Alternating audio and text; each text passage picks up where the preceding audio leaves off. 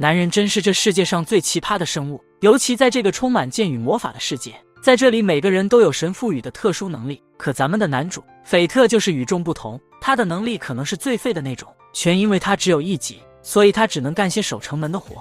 看着别的冒险者去杀哥布林，斐特的眼神里满是羡慕，都怪他那个暴食技能，斐特总是饿得不行，其他的用处一点也没有。每天他最期待的就是圣骑士施舍的面包，即使斐特这么卑微，身为圣骑士的布雷利库家的3兄妹还是找各种理由欺负他。对此斐特不敢有任何抵抗，因为他知道在这残酷的世界，无能的反抗只能让他更接近死亡。看着斐特快被欺负死，突然旁边传来一个美妙的声音，来的正是城里最正义的圣骑士奇西。奇西严厉地责问他们的暴行，兄妹3人显然很不高兴，但出于对奇西的尊重，他们只好灰溜溜地走了。看到拉法尔那冰冷的眼神，斐特心里隐隐觉得不妙，但奇西温柔地帮他处理伤口，斐特的脸顿时红了。自卑的他觉得自己不配享受这样的温柔。斐特和奇西换完班后，奇西告诉斐特，下次遇到这种情况要立刻告诉他。斐特只能尴尬地笑着点头，毕竟这种事他早就习惯了。到了晚上吃晚饭时，斐特想起奇西的话，但一想到那3兄妹多卑鄙，斐特更不想奇西卷入其中。吃完饭后，斐特一个人在街上走着，突然看到个盗贼潜入城中，他赶紧去通知奇西。鉴于情况紧急，奇西让斐特暂时留在原地，自己则去清理城中的盗贼。兵器交击的声音不断响起，一个倒霉的盗贼从门里冲了出来。斐特一看这场面，腿都软了，但他想起之前答应过奇西要留在这儿，他的脚步突然就定住了。想了想，斐特鼓足勇气抄起了长矛，等他反应过来的时候，那盗贼已经倒在了他的矛下。盗贼倒地的声音响起，斐特浑身一震，感觉很不一样，他的属性突然狂涨，甚至还多出了定心和读心的技能。斐特当时就懵了，还没来得及仔细想，奇西已经飞速赶了回来。这事太大了，奇西得向上级报告这次事件，但斐特不想被拉法尔找麻烦，决定把所有功劳都推给奇西。奇西对这个举动理解万分，但无论如何都离不开斐特及时报信，这才避免了一场大灾难。为了感谢斐特，奇西决定让斐特到他家里工作。可能是暴食技能觉醒给了斐特自信，他看着奇西真诚的眼神，最后还是答应了。回家后，斐特发现自己的属性面板变了，回想起刚才听到的奇西的心声，斐特这才意识到这是读心的能力。虽然不清楚为啥身体会这样，但他想，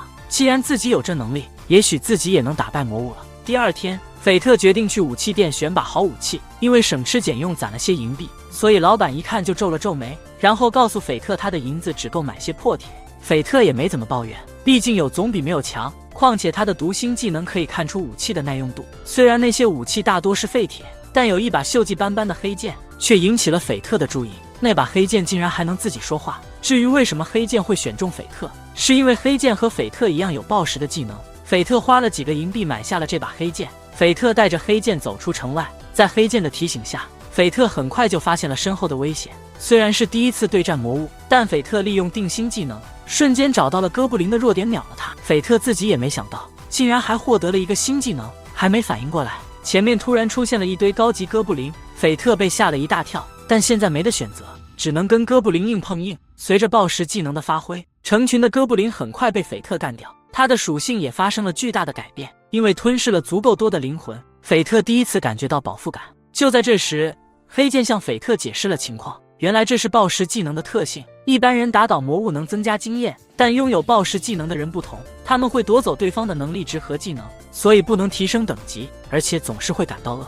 黑剑还警告斐特要保密，因为暴食可是违反神规的技能，最好尽量少人知道。回到城里后，斐特用哥布林的耳朵换了些银币，终于可以好好吃顿肉了。正当他满足的回家，一个男人不小心撞到了他，斐特正想道歉，却看到一个女孩被拉走。斐特立刻使用了定心技能，没想到对方竟有藏匿技能。斐特不清楚对方实力，感觉危险。遇到这种情况，斐特不能袖手旁观，他果断跟着那男人进了个密室。男人欺负完女孩就走了。男人离开后，斐特立刻走到女孩面前，但他不知道那男人早就察觉到了他，暗中救人的计划落空。斐特只好硬着头皮上了，但是面对一个保利在自己之上又藏了技能的对手，斐特顿时感到有些棘手。也就在这时，黑剑向斐特起，带着女孩往后方逃跑。然后再趁机利用障物对他发动偷袭。但很可惜的是，对手十分敏捷地躲开了这致命的一击。看见对方手中的剑发起了光，黑剑立马意识到了对方发动了技能，于是他连忙下令香斐特将对方连人带剑一起砍成2半。因为刚刚见男人女孩会成为盛世的玩具，斐特直接用剑插在了男人的肩膀上。最终经过行逼供之后，男人才干出那位盛世的名字，而他的身份正是布雷利库家的次子赫德。接着将女孩救出了之后，两人的肚子同时发出了求救声，于是斐特便决定先带着女孩去吃点东西再回家。然而在吃烤肉的时候，斐特得知了这是女孩生平第一次吃到烤肉，于是他便将自己的粪也香给了女孩。接着将女孩送回家后，斐特发现自己的数值面板发生了变化，同时还多了一个藏和一个叫灵敏利刃的技能。到黑剑这是可以一次使出2次攻击的技能，斐特这才反应了过来，要是刚刚对方成功施展了这个技能的话，自己搞不好当场就挂了。接着在回家的路上，斐特然嘴上的早知道风那么大就不去英雄救美了，但黑剑一眼就看穿了，他只是因为做了平时不会做的事才害羞的。等到了第2天，斐特如约来到了罗奇西的家里，而罗奇西也是一早就在等着斐特的到来。在简单寒暄了一番过后，罗奇西带着斐特来到了一个墓碑前，而这个墓碑的主人正是罗奇西的父亲。原来在5天前，罗奇西的父亲在一场伐魔物的战斗中，一只数千年没有离开过巢穴的天龙突然出现，团灭了他父亲的军队。也正因如此，罗奇西成了哈特家的新当家，于是他便诚意地邀请斐特一起振兴哈特家。见一直暗恋的女神向自己发出邀请，斐特二话不说就答应了。在女市场的引领下，斐特先是大吃一顿，然后就开始忙碌起来。就在这时，女市场告诉他罗奇西在找他，还没来得及聊正事，斐特突然觉得肚子饿得厉害，明明刚吃了不少，斐特还没反应过来，眼前一黑就倒下了。等他醒来时，斐特发现自己已经在家了，看到桌上的信，才知道是罗奇西把他送回来的。就在这时，黑剑解释了斐特昏倒的原因，原来是暴食技能觉醒了，光吃普通食物是解决不了问题的，必须得吞噬魔物的灵魂，不然要么死要么失控。而且为了有效吞噬灵魂，到了极限时，暴食技能会给予强大的灵食力量，这力量会反映在眼睛上。为了解决饥饿，斐特带着魔剑出发到野外，在暴食技能的作用下，斐特突然获得了夜视能力，还能让实力低的哥布林动弹不得。就这样，斐特开始了单方面的屠戮，虽然杀了不少哥布林，但他的饥饿感并没减少。这些低级哥布林根本满足不了他的需求，只好深入森林去找实力更强的哥布林。经过一夜的战斗，斐特终于感到满足，但同时附近的声音引起了他的注意，出现的是一只更强的哥布林王。这哥布林王实力惊人，能力值高达5位数，还拥有强大的治疗技能。正是因为这个技能，斐特决心要抓住他。斐特一路跟踪哥布林王，看到他正在吃人，斐特突然觉得一阵恶心，但黑剑很镇定地告诉他别害怕，在这个世界里，要么人类猎杀魔物，要么魔物吃人。趁哥布林王吃东西的时候，斐特直接劈掉了他的手臂。尽管看起来两者实力不相上下，但斐特抓住了机会，一击就把他秒了。哥布林王倒下的那一刻，斐特的能力值猛增了好几倍，并且获得了治疗技能。斐特准备休息时，黑剑告诉他，现在的能力足以解锁第1阶段，简单的说，就是用所有能力值来解锁黑剑的新形态。斐特吓了一跳，但为了变得更强，他马上就答应了。就在那一瞬间，斐特感觉自己的力量在流逝，光芒消散后，黑剑变成了魔弓。斐特好奇这魔弓有多厉害，远处正好有个哥布林偷看，不用担心没有剑的问题。魔弓让斐特放心，因为拉弓后剑就会自动出现。第2天，斐特在门口的时候看到了一个奇怪的身影，仔细一看，原来是老板罗奇西。他之所以穿得这么朴素，是为了低调出门调查。斐特本想祝他好运，但罗奇西不会错过这机会，非要拉着斐特一起出门。斐特有点无语，但能和女神约会，他还是不情愿地答应了。看着像小姑娘一样的罗奇西，斐特觉得自己像是真的在约会。到了城里，罗奇西就像逛街一样四处走走，完全没提他来城里的真正目的。直到经过一个宝石店，罗奇西这才停下来。斐特不禁感叹，现在罗奇西已经是身份高贵的盛世了，地位显赫无比。但嘛，像她这样的女孩子面对宝石，没有抵抗力也很正常。这时候斐特注意到旁边的原石，斐特想用定技能看看里面藏没藏宝石，但魔剑阻止了他，说带妹还用外挂那就太不像话了，可以老板送给女朋友的话1枚银币就行。斐特害羞地转过头，哪知这一举动让罗奇西产生了误会，他随即放下了手中的宝石，带着斐特离开了宝石店。接着他们继续逛街，罗奇西突然对路过的武士问起，最近城外好像有流浪魔物出没，还有一片哥布林被杀的事。斐特赶紧上前打听情报，直到这时斐特才明白过来，原来罗奇西是来调查最近一大片魔物消失的事件，这意味着罗奇西要调查的对象是自己。为了更多信息，斐特带罗奇西去了酒馆，那里人来人往，是收集情报的好地方。酒馆老板向他们透露，通常杀哥布林都是出于某种目的，直到最近有武士进草原却发现的是整齐的哥布林尸体，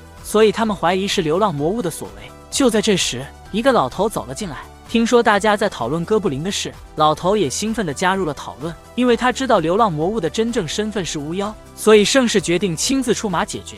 罗奇西一听愣了，因为这事他完全不知情。这时一个看似不起眼的大汉走了进来，看到罗奇西这美女在场，那男的立刻冲过来搭讪，看到这家伙居然敢对女神无礼，斐特正要出手，罗奇西轻轻一推，就把那男的震飞了。随着罗奇西解开发带，罗奇西一亮身份，人家就知道他是盛世了。那男的反应超快，直接掏出身上所有的金币，跪下来求罗奇西饶了他吧。这种场面，罗奇西心里挺难受的，他做盛世不就是为了保护人民吗？结果现在盛世的名头反而让人害怕了，所以罗奇西决定要以身作则，改变人们对圣骑士的看法。他想创造个大家都能高兴的世界。看着罗奇西和人民和谐相处，斐特心里也有了决定，在罗奇西实现目标前，他得默默守护他。他们回去的路上，正好碰见三兄妹欺负小孩，罗奇西立刻上前制止了。三兄妹心里不爽，但碍于罗奇西的身份，大哥不敢大声嚷嚷，只好带着兄弟俩闷闷地走了。经过一番寻找，他们终于帮小孩找到妈妈。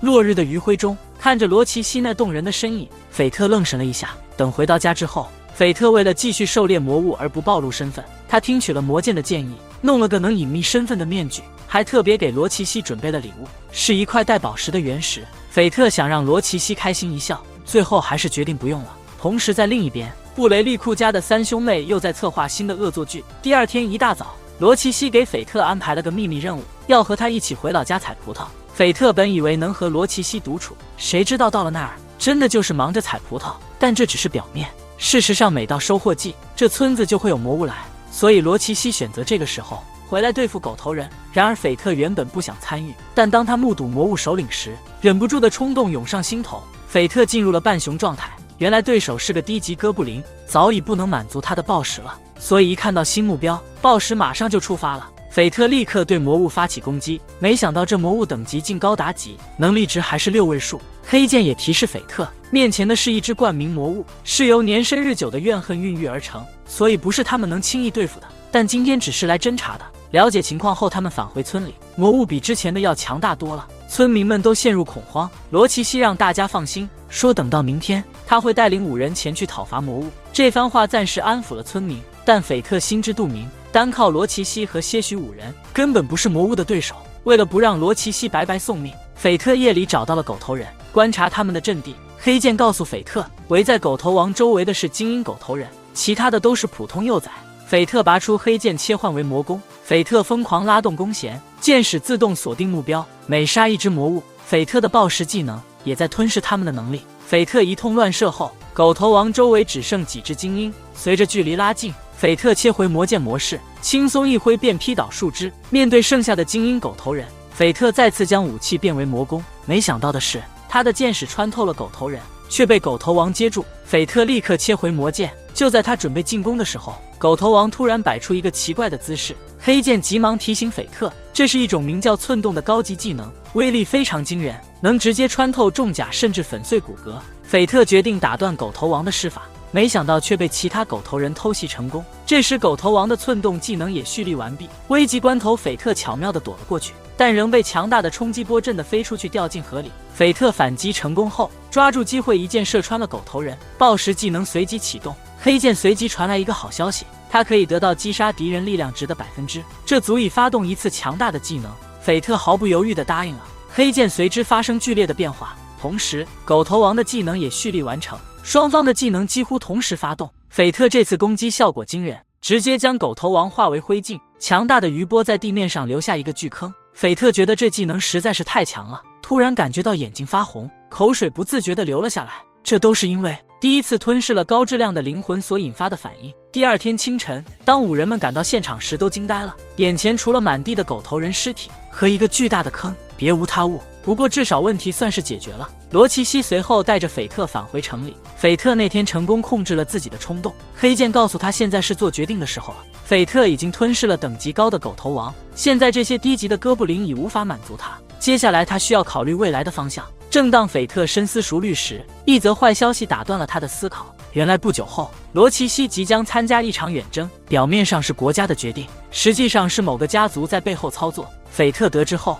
立刻去找罗奇西商量对策。斐特决定马上行动，希望他重新考虑出征加利亚的事情。不料罗奇西异常的整定，直接转身告别了斐特后就离开了这里。然而就在斐特还在心罗奇西的安危时，不知道自己也自身难保了。只因最近他巫妖的事不仅复遍了全国，同时还出了一个孩的名号，因此国家高层派出了圣士来讨伐他。而到此人也巧了，来的人正是布雷利库家的三兄妹之一。看着面前装神弄鬼的家伙，赫德下令乡小弟干掉他。殊不知他们的功在斐特看来简直就像是静止的一样。见此，斐特没有使用魔剑，而是使用狗头王那里偷来的寸斗。不到片刻，斐特就轻松解决了这群乌合之。见此，赫德人都傻了，而他剩下的宇个小弟更是在看到斐特的瞬间直接就被跑了。迫于无奈，赫德也只能亲自出手，然嘴上着不会过斐特，可他的手抖得像患上了帕金森一样。就在这时，斐特脱下了面具，这下赫德人都妈了。没想到一直以来都看不起的巫，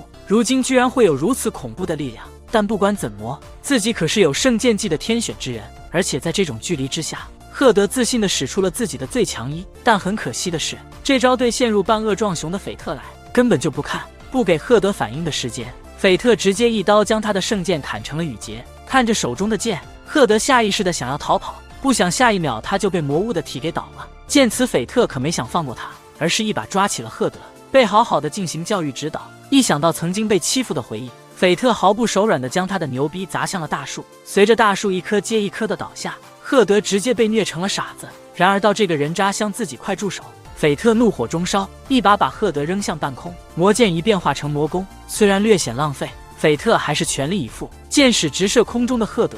等到一切归于平静，赫德看起来明显瘦小了。原来斐特特意瞄准锁定他的四肢射箭，故意让箭矢稍偏，为的是亲手终结他。无视赫德的哀求，斐特一箭穿心，爆石技能随即启动。斐特能力值飙升，还继承了赫德的圣剑技。斐特现在也是圣士之一，但他毫不在意，对这份身份不屑一顾。魔剑对斐特说，现在能力足以解放第二形态。斐特立刻同意，不想保留赫德的能力，不愿这种能力在自己体内。光芒一闪，魔剑变成镰刀，通过刀刃上的咒语斩断一切事物和现象。第二天到来，罗奇西告别家仆，他独自前往加利亚。斐特目送罗奇西远去，下定决心默默保护他。很快赶到另一城镇，想换马车前往加利亚。司机因怕夜路遭魔物，拒绝了斐特。斐特无奈留宿一夜，在旅馆用餐时，意外遇到老朋友，正求保护自己村子，但五人们没同意，反而嘲笑他。斐特看不下去，决定出手教训他们。五人们知难而退，赶紧离开此地，记起童年往事，那时的无忧无虑。斐特因为暴食的副作用总是饿，所以村里的孩子们都欺负他。特别是在他爸爸去世后，村长和其他村民觉得他是个累赘，于是就把他赶出了村子。现在这位老熟人就是村长的儿子赛托。虽然现在这么说有点厚颜无耻，但赛托还是希望斐特能帮他一把。斐特本不想和他们有任何瓜葛，可怎么也摆脱不了，那里毕竟充满了他和爸爸的回忆。况且他本来就打算去杀魔物来解决暴食，所以就答应了赛托的请求。然而当他回到村子时，迎接他的并不是赞扬，而是村长愤怒的质疑。村长没想到他儿子找来的是个正常武人，结果来的却是斐特这样的人。因为现在找别的武人已经来不及了，村长决定等魔物来的时候，直接把斐特当作祭品。斐特一听就想把整个村子都交给魔物，但赛托拦住了他。赛托随后把斐特带回了家，他告诉斐特自己早就对父亲不满了。小时候他觉得父亲做的都对，直到他有了女儿，那时他才意识到问题的严重性。他现在想的是和女儿一起好好活下去。看到这一幕，斐特不由得也想起了自己的父亲。赛托随后把魔物的情报告诉了斐特，根据手头的情报，他们知道的是魔物不止一只，而且这些魔物还能飞。正是因为他们从没遇到过这种魔物，所以才想请五人过来帮忙。魔剑对斐特说，就算赛托真的请来一般的5人也没用，因为他们要面对的是叫做异魔的生物。这些魔物一开始会用小攻击来试探，等到时机成熟就会发动猛烈攻击。就在此时，赛托的女儿给斐特递了颗糖，斐特毫无戒心地接过来吃了。刚开始没啥反应，但就在他准备再吃的时候，他突然晕倒了。赛托看到这情况，马上问女儿怎么回事，这才知道原来是村长让他给斐特吃了含安眠药的糖果。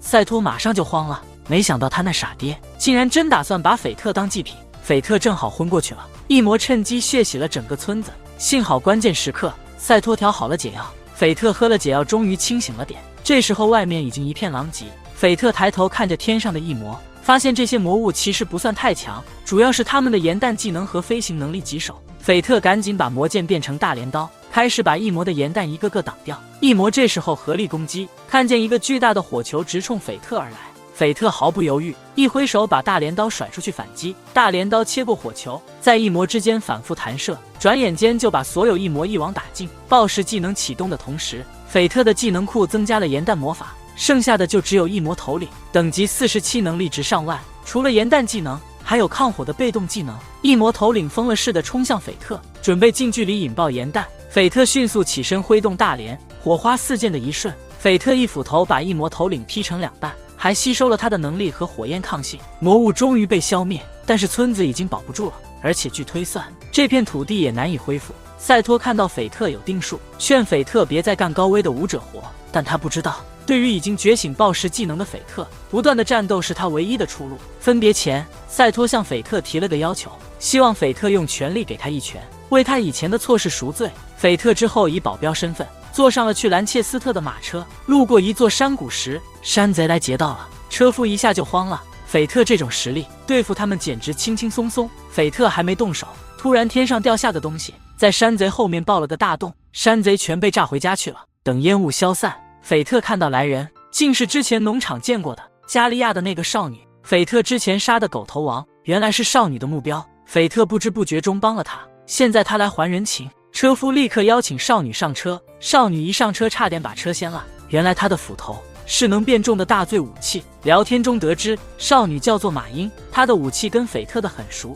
她也有大罪技能。到了兰切斯特城，正好看到领主鲁道夫正在排练剧本，车夫告诉斐特，这是为加利亚军队准备的。斐特这才意识到自己已经走在前头了，先找个旅店住下。马英肚子也饿了，斐特没办法，只能背着他去找旅店。走在路上，发现居民都在打招呼，感觉有点怪。城里每个人脖子后都有个不同的印记，魔剑猜这是分级的标记，这领主肯定有问题。果然，鲁道夫一秒变脸，亲自动手示众。因为演得太烂，鲁道夫不满演技。斐特和马英聊天，趁马英睡着，魔剑跟斐特说了真相，他们分别是暴食、盛怒、蓝带情、色欲、嫉妒以及傲慢。因为这些技能全都是朋贝了神之法而生的，所以被人之为大罪技能和大罪武器。尤其是暴食，更是唯一一个有可能突破神制定的等级概念，罪孽最为深重的力量。这也就意味着，斐特若不想被暴食的力量吞噬的话，就必要学会与之对抗的力量，也就是一直保持半的壮熊。而这其中的关键，就是不要像暴食一下吃，而是一点一点喂它。可话音未落，一只巨大的杀人就出现在了斐特面前。见此，斐特将魔剑切换成了魔攻形态，在发射箭矢之前，斐特还同时附加了刚学会的炎弹技能，普通的魔剑瞬间就变成了更加强大的火箭，仅是一就射爆了杀人。随着身旁出现了越来越多杀人，斐特渴望灵魂的欲望越来越强，但他还是强行忍住将其压了下来。就这样，不是到半夜，斐特终于找到了一些感觉。也就在这时，斐特嗅到了一股其香甜的灵魂味道。原来在不远处，一群5人正在和一只强大的冠名魔物交，眼看他们马上就要被魔物吃掉，斐特直接一箭射在了魔物身上。接着经过定，斐特发现这只杀怪的能力值然和普通的圣士差不多。杀但很可惜的是，杀怪对于此刻的他来简直不堪一。看出斐特的实力不俗，杀怪国使出杀鹰魔法，意图将斐特直接带走。见此，斐特切换大连行熊劈了过去，杀被化解的同时还给了杀怪一记痛。然而就在斐特准备了结杀怪时，他居然舍了肉身意图逃跑。见此，斐特毫不猫欲献祭了自己的羽城能力值，使用魔弓射出了一发加强版火焰血腥雷息，将他的核心瞬间蒸发。随着暴食技能发动，斐特顺利吞噬了对方的能力值与杀魔魔法。随后5人们因为被斐特的实力折服，什么都非要问一下恩人的尊姓大名。思考片刻之后，斐特报出了木库罗的名号。随后等回到旅店之后，马英已经洗完了澡，在等着斐特。原来李英正准备出去兽杀怪，但到斐特已经打倒了之后，马英直接就炸锅了。于是为了平息他的怒火，斐特也只好将领到的100枚金分他一半。就在与人准备离开时，领主鲁道夫突然出现，住了他们的去路，被用暴力强迫斐特当自己的小弟。随后在前往加利亚的路上，斐特和马因来到了一个小村子。然而看到村子一片祥和的景象，魔剑不禁好奇了起来，因为这里距离加利亚已经很近，按理来因会经常受到魔物的困，所以魔剑猜测这里肯定有一位强者守护在这里。果然没走步，斐特就看见了一名佩戴圣剑的白发老者，老者自是这里的村长，也是这里的守护者。到斐特想要在这里留宿一晚，老者直接开口要斐特和他一决胜负。闻言，斐特下意识打算使用定技能，不想老者当场就识破了他的想法，而且还看出了斐特然等级只有1级，但有超过逾100万的能力值。不等斐特做出反应，老者直接拔出了圣剑，对斐特发起了进攻。见此，斐特也只能无奈的应，可还没撑过1个回合，就被老者轻松拿捏。而这也是斐特醒报时以来第一次的败。就在他准备拾起魔剑离开的时候，老者则一改刚刚的冷漠，同意了斐特在村子里留宿，但条件是住在这里的期间必要接受他的指导。然老者解释只是图一乐，可魔剑一事觉得其中必有。斐特然也有一处，但能相胜其土，亲自指导门技巧的机会，他还是不想错过的。随后老者告斐特自己名叫亚龙。就这样，在接下来的天里，亚龙在体术、剑术和能力值控制等方面，斐特得到了亚龙非常细致入微的指导。有了他的帮助，斐特的能力提升得很快。到了晚上，亚龙出去村里弄些吃的，斐特在他家里找到了一幅画，那画里的小男孩，魔剑感叹斐特和画像里的小男孩长得好像。亚龙想要指导斐特也有他的理由，似乎也能猜到是什么了。这样相处了几天，斐特发现亚龙偶尔会望着远处的城堡出神，原来那本来就是亚龙的城堡。发生在15年前，那天他外出执行任务，一个强大的名为冠名的魔物巫妖王趁机对城堡进行了血洗，把城堡占为己有。他的家人至今被困在城堡里。像往常一样，一听到冠名魔物4个字，斐特就跃跃欲试。于是他决定和亚龙一起去对付魔物，夺回城堡。村子就交给马英守护，当然这不是免费的。在对付了一堆守门的卫兵后，他们顺利进入了城堡。但出乎意料的是，城堡里灯火通明，看上去一点也不像是魔物占领的。同时从2楼的房间里还传来美妙的音乐声。推开房门，屋里竟是一片温馨祥和。亚龙的妻子和儿子开心地迎接他，询问他任务是否完成了。斐特立刻觉得有些不对劲，魔剑也说这些人实际上早就死了，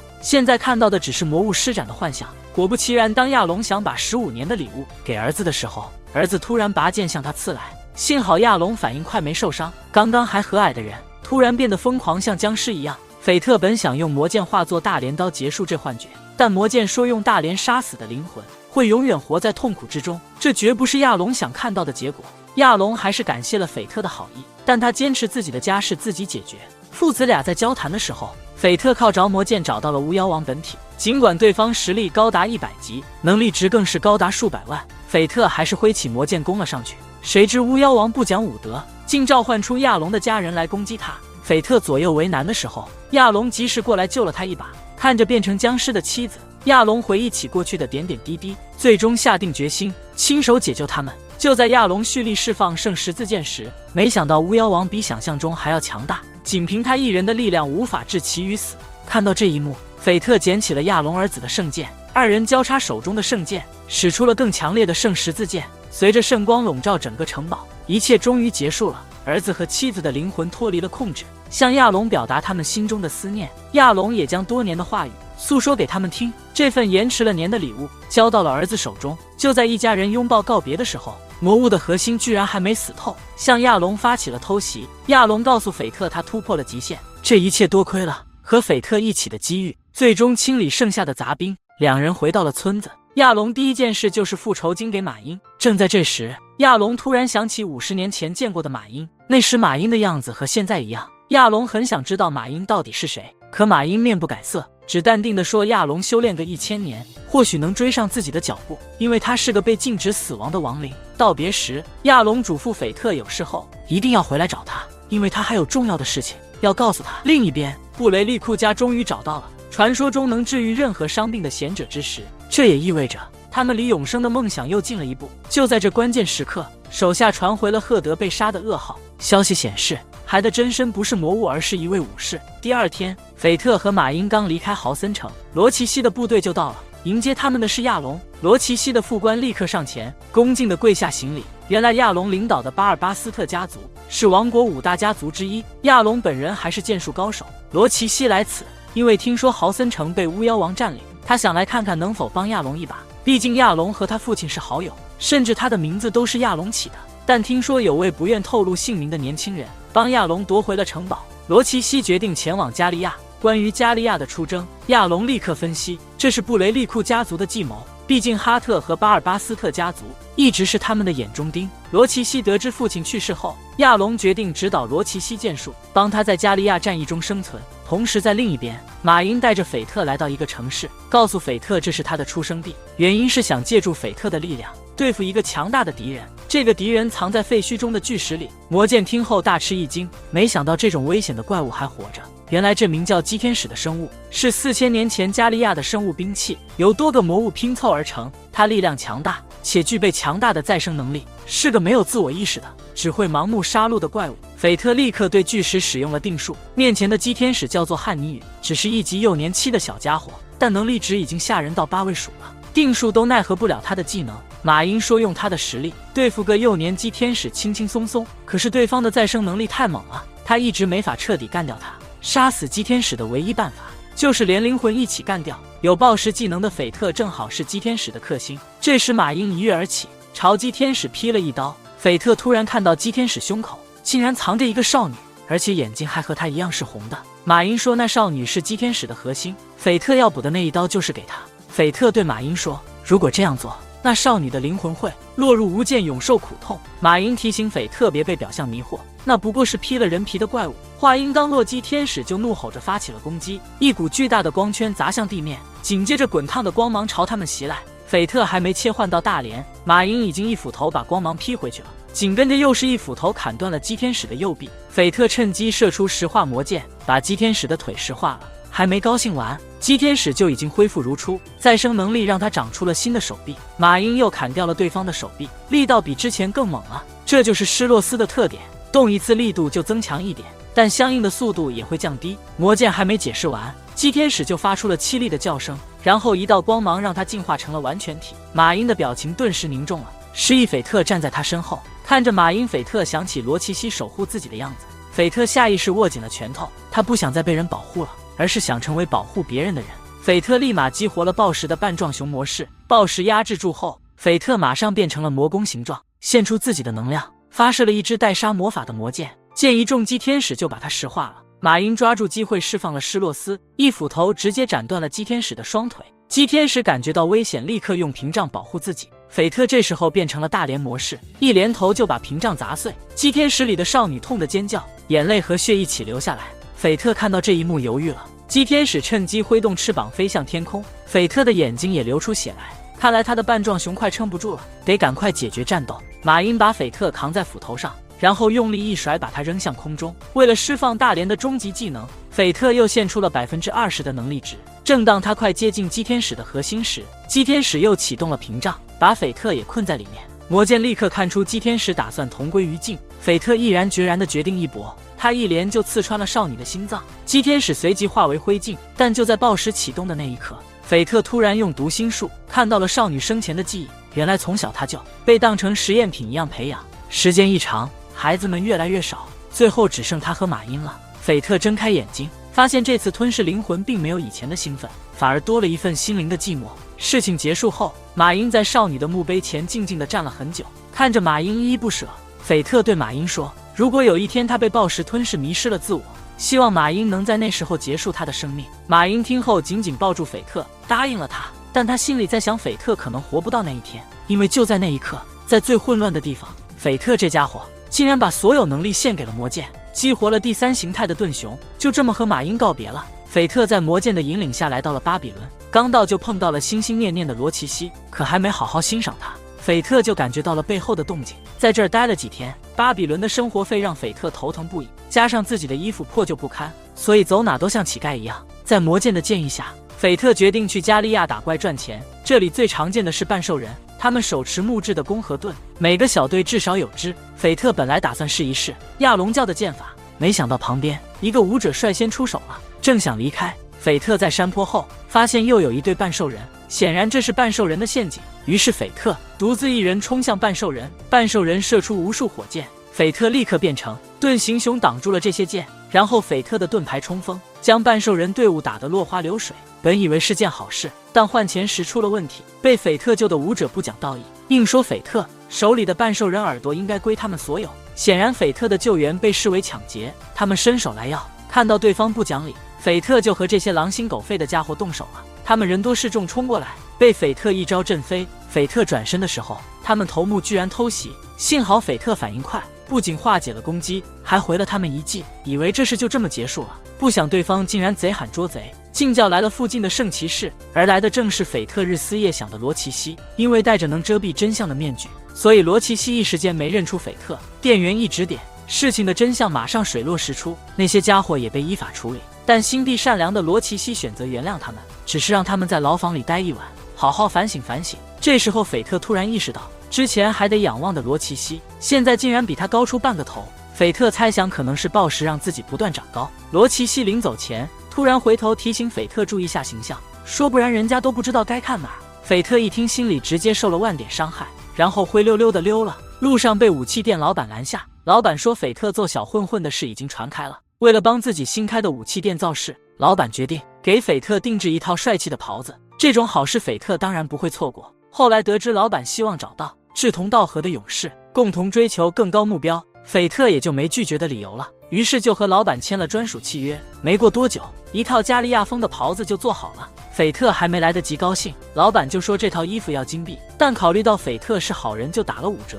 斐特只好付了钱，然后斐特打算去酒馆解解馋。刚到门口，就看到酒馆已经被人围得水泄不通。本以为是因为酒馆的酒好，走近一看，原来是一群色狼在看美女。斐特本来觉得这美女就胸大点，没什么特别的，但下一秒他发现不对劲，因为和美女对视一眼，就再也移不开视线，身体也开始不自觉地冲动了。但斐特很快就回过神来，他和斐特心里想的一模一样，确实是个掌握了大罪技能的人。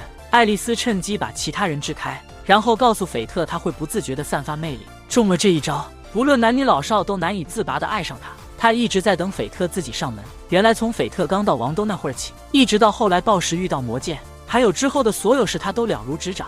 唯独不知道的是，原本应该刻在加利亚首都的基天使商，现在被转移到了巴比伦附近。除了斐特和马因击败的那之外，加利亚这边还有一支未知的存在，但以目前圣骑士的实力来看，想讨伐他肯定非常困难。爱丽丝今天在这里等斐特，是为了商讨一下王国的未来，因为除了大罪技能之外，爱丽丝还有另一个身份，就是王国的守护者。她更看重国家利益而非个人利益，所以她希望罗奇西留在加利亚。斐特一拍桌子站了起来，他质问爱丽丝为什么要这么做，但爱丽丝没有直接回答斐特的问题，反而问斐特知不知道仇恨对象，比如不断打倒魔物会积攒仇恨，这仇恨累积到一定程度，就会诞生出名为恐怖的魔物。人类也适用这个规则，那些被圣骑士欺压的人们也会积累大量的仇恨。在圣骑士中唯一受人敬仰的罗奇西，如果不幸遭遇非命，同样会产生巨大的仇恨，这些仇恨积累起来，就会诞生一个能支撑王国未来的优秀技能者。所以只要罗奇西能成为这个牺牲品，王国就能彻底摆脱魔物的侵扰。斐特一听就怒不可遏，这一刻他已经动了杀意，竟然为了罗奇西他可以舍弃一切，甚至不惜与全世界为敌。可是斐特不知道，事情远比他想象的复杂。第二天，斐特决定给魔剑配个剑鞘，可是老板说制作所需的魔水晶现在缺货了，需要斐特自己去找，因为这玩意儿都是军队掌控的，所以普通人很难搞到。老板给斐特递过来一张地图，地图上清楚地标出了魔水晶的具体位置，可到了那地方一块水晶也没瞧见，反倒是碰上了一大帮魔物。斐特没多想，直接变成了盾形熊，用他那暴力盾牌一路冲锋，碾过所有魔物。这时候罗奇西也恰好踏入加利亚，他是去找那失踪的侦察队。休息了片刻之后，斐特突然闻到了某种特有的魔物气味，他用远视技能仔细一瞧，发现了4只名叫沙曼达的强大魔物，他们正一起向前方迈进。斐特马上切换到魔攻模式，射出了一箭，箭上附着石化魔法，直接干掉了一只。但奇怪的是，其余3只魔物竟然视若无睹，没有逃也没有攻击，而是继续朝着某个方向前进。所以斐特猜测他们可能被人控制了，他立刻跟了上去。不一会儿，这些魔物就到了罗奇西的营地。对普通战士来说，这些冠名魔物就是噩梦。现在3只一起出现，无疑是灾难。只过了25秒，营地里除了罗奇西和3名副官还活着，其中一位盛世诺扎重伤，丧失了战斗力。这时米利亚拔剑用火焰剑攻击魔物，可他的攻击完全没用，还被魔物一巴掌扇飞了。罗奇西冲上前去救他，魔物趁机发起了攻击。危机关头，斐特及时赶到救下了罗奇西，加上魔剑的力量，斐特迅速解决掉所有魔物。而旁边的罗奇西对斐特的能力感到震惊。解决完这一切后，斐特没有理会罗奇西他们的感谢，而是去检查那些魔物的尸体。最后发现这些魔物确实是被人控制的，甚至连天龙离开巢穴都跟这些文章有关。根据这些判断，他们的目标肯定是奇西。确认安全后，斐特和罗奇西告别。斐特一个人深入森林寻找魔水晶。这片森林和加利亚的其他地方不一样，空气里不仅没有孢子，还特别清新。但森林里到处是被石化的魔物，简直像是魔物的展览场。这时斐特凝视着一尊石像发呆，感觉就像看到了被石化的自己。这已经不是他第一次有这种幻觉了。之前斐特休息时，梦见那些被他杀死的人和魔物来找他报仇，试图把他拉进地底。斐特刚回神，就看到不远处有个身影，仔细一看，是那个色欲之主爱丽丝。斐特本想跟上去看个究竟，可刚走到爱丽丝刚站过的地方，斐特突然发现山体里藏着一台机械天使，核心已经不见了，显然有人想唤醒它。看山体旁的痕迹，应该有3台机械天使被唤醒，唤醒他们的很可能是爱丽丝。斐特还没想完，地面突然剧烈震动，同时远处传来战斗声，那个方向几乎可以确定是奇西遇险了。连魔物都打不过的罗奇西他们，面对机械天使肯定更无法抵抗。关键时刻，斐特及时出现，射出一阵箭雨，暂缓了机械天使的攻势。斐特同时发现这些机械天使的再生能力很差，于是告诉罗奇西，机械天使的弱点是核心，只要摧毁他们胸口的核心就能取胜。说完，两人一起冲向机械天使。机械天使见状发出火焰攻击，试图阻止他们，可是斐特对火焰有抗性，火焰对他没用。斐特随即用剑砍掉机械天使的双腿，罗奇西趁机毁掉了核心。两人再合力解决了另一台机械天使。香斐特心里不由得感叹，和罗奇西的配合竟比马英还要默契。两人互相鼓劲后，准备解决最后一只机天使，不料那家伙竟直接飞了起来。当他重落地时，巨大的冲击力直接把地面震碎，两人和机天使一起跌入地下。斐特这才收起魔剑，抱起罗奇西公主报事。等斐特清醒时，着急地发现自己的面具掉了。幸好在罗奇西醒来前一刻，斐特及时找回并戴上了面具，这样就没暴露身份。斐特随后跟罗奇西讲了机天使的事，罗奇西听后也觉得遗憾，肯定是那些可怕的机天使干的。罗奇西接着问斐特是不是那个传言中跟加利亚少女一起行动的人。斐特知道瞒不下去了，于是承认了。果然如此，罗奇西含情脉脉的跟斐特聊起了家乡的人，话里透出了对他的深情，而罗奇西口中的故人无疑是斐特。就在这时，斐特的狂暴症状突发，他抛下罗奇西一个人跑向洞穴深处。很快他靠气味找到了目标，因为这击天使被半兽人操控的太弱，斐特轻松找到了致命一击的机会。就在此时，幻觉又一次出现，斐特犹豫了一下后还是挥刀砍了下去，成功的解决了击天使。斐特看到半兽人身上也有文章，明白爱丽丝是铁了心要对付罗奇西。斐特发誓绝不会让爱丽丝得逞。这时洞穴突然塌陷，紧接着一块巨大的魔水晶出现在他们面前。罗奇西最后安全离开了洞穴，斐特也得到了他想要的。看似一切都很美好，但他们并不知道更大的危机正悄悄逼近。等他们回到城里之后，罗奇西不但没有表示感谢，反倒是拔出圣剑指向了斐特。他的理由是斐特刚到巴比伦，不过1个月就参与了50多场斗殴，毁坏了20多件物品。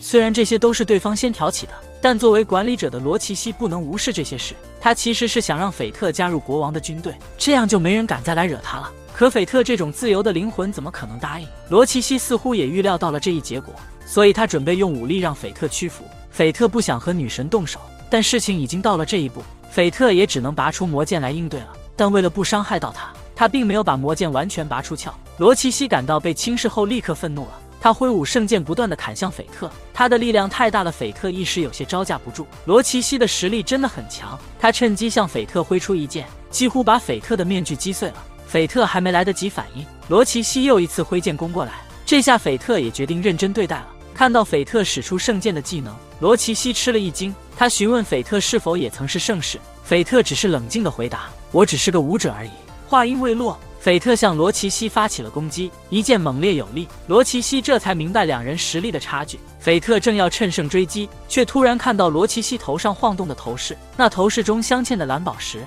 正是当初他送给他的。罗奇西质问斐特为什么在关键时刻手下留情，同时也提到斐特所用的剑法。他一眼认出是亚龙的招式，原来亚龙曾经告诉过他，是因为遇到了一位前往加利亚的男旅人，才决定重新拿起圣剑的。而那位男旅人正承受着巨大的力量折磨。斐特并未接受罗奇西的好意，因为他知道这一刻的意义。处境最危险的人其实不是斐特。等他回到旅店之后，斐特突然想起马英曾经告诉他的话，要想打败天龙，必须要突破到异领域，否则就算吞噬再多灵魂也是无济于事。但是斐特对于如何突破到异领域依旧一头雾水。突然窗外传来了尖锐的警报声，诺扎急忙报告有大批魔物正向城镇靠近。罗奇西一听，迅速集结部队准备出城迎战。斐特担心女神的安全，也立刻跟着部队一起出城了。当他看到只是一些低级的半兽人，斐特决定今天就不参与战斗，但他还是准备了魔剑防范任何突发状况。结果刚准备好武器，斐特就注意到不远处地底正有一只名叫冠名的魔物向国王军冲去。它的体型巨大，速度极快，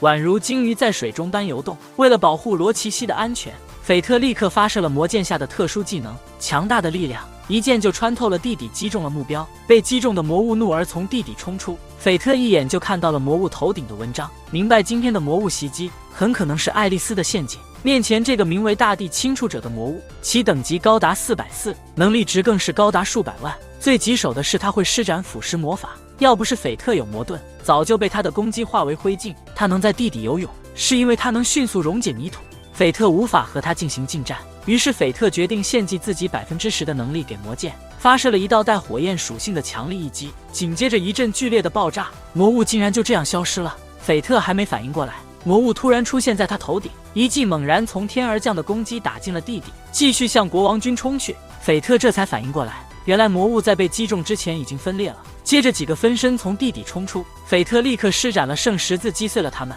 与此同时，斐特也意识到了什么，这种聪明不像是普通魔物能有的，所以斐特这次也换了个战术，正好利用魔物穿越山谷裂缝的时机，他又献祭了自己20%的能量，发射了一枚更强的螺旋式的血腥雷鸟弹。就在这招快打中魔物的时候，突然有人抢先一步将魔物击败。可这有点奇怪，斐特明明看到暴食技能已经启动了，可魔物看起来还挺精神的。然后他看到地上有个也戴着类似的面具的人，斐特几乎能确定那人是爱丽丝，于是立刻发起了攻击。但对方只是慢悠悠地举起了手中的武器，那把武器明显是大罪级别的黑岩剑艾薇，持有它的肯定是爱丽丝没错。那个刚刚击中魔物的攻击是从黑枪剑发射的魔弹，这玩意能让魔物即使失去核心也活着，完美对抗了斐特的暴食技能。当魔物再次发动攻击时，斐特没有选择躲避，而是硬抗下来，因为他刚掌握了魔物的腐蚀魔法，这样的魔物已经不放在他眼里了。斐特换成魔弓向面具男射出一箭，